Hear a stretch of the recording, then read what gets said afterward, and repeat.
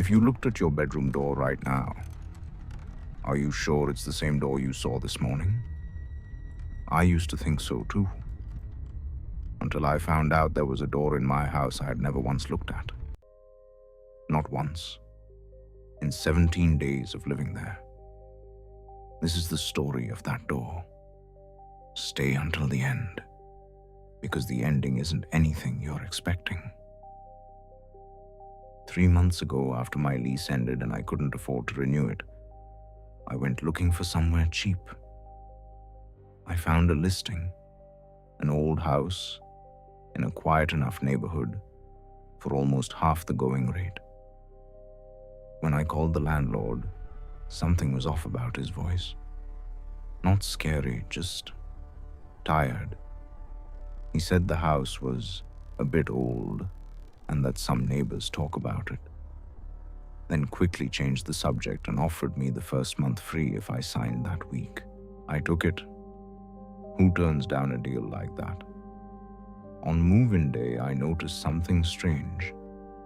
The address didn't exist on any map. Not Google Maps, not even the local mail carrier who told me. This street only goes up to number 15. If you're saying number 18, either there's a mistake or... He never finished the sentence. I figured it was an old registration error. I didn't know better yet. The first night, nothing felt wrong. The house was quiet. Maybe too quiet. But the second night, at exactly 3:17 in the morning, I woke up to a knocking sound. 3 knocks.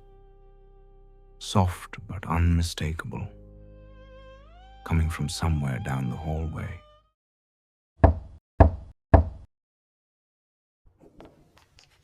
I stepped out of my room.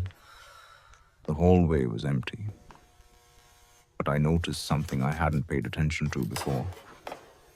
A door at the end of the hall, half hidden behind an old bookshelf the landlord must have left there.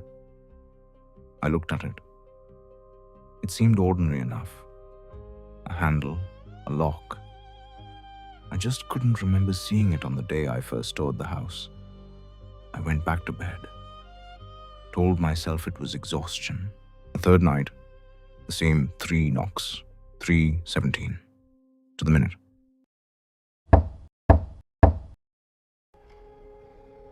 This time I put my hand on the handle. Locked. From behind the door I heard breathing. Slow. Steady. Like someone who had been waiting. I didn't go for a key. I went back to my room and locked the door. I stayed awake until morning. The next morning I talked to one of the neighbors, an older man named Mr. Smith.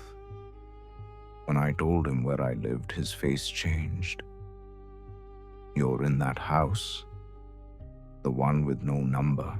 I asked what he meant. He said the house used to have a number, 18, but about 10 years ago it was removed from the city's records. I asked why. He said the person who lived there back then vanished one night. Never found. No body, no trace. Just a note left on the kitchen table that read, "Don't open the door. 17 days is enough." I asked why 17 days. He said, because that's all he'd lived there. 17 days. Same as you. I had been there for 14. I didn't sleep that night. 3 a.m. was approaching and I'd decided I needed to know what was behind that door. I pulled the bookshelf aside. Under my phone's flashlight, I saw it clearly. Wooden, old, with a simple lock that popped open with a bent paperclip. Behind the door was a short hallway. Not a room, a hallway. And at the far end, another door. Identical to the one I'd just walked through from my own bedroom. I told myself it was probably just an extra room the landlord didn't know about. I stepped forward. On the hallway wall there were scratches, like someone had counted days with a fingernail or something sharp. 1, 2, 3, up to 17. And after 17, something else was written, in a different, shakier hand. If you're reading this, it's your turn now. I couldn't stop myself from opening the last door. My heart was pounding. The breathing from behind the final door was still there, steady as before. I turned back. I couldn't make myself go further. I closed both doors, pushed the bookshelf back into place, and for the rest of that day I didn't even look toward that hallway. Day 17 arrived. I spent the whole day away from the house, a cafe, a park, even sitting in my car until late. I told myself if I just didn't go back, whatever was supposed to happen wouldn't happen. But at 11 that night, my phone rang. Unknown number. I answered. It was my own voice. Exactly my voice saying, "Why haven't you come back? I'm waiting for you here." The call ended. A few seconds later, a text came in from the same number. A photo of my house taken from inside, from just behind that last door in the hallway. In the photo, I could see myself, asleep in my own bed. I had to go back.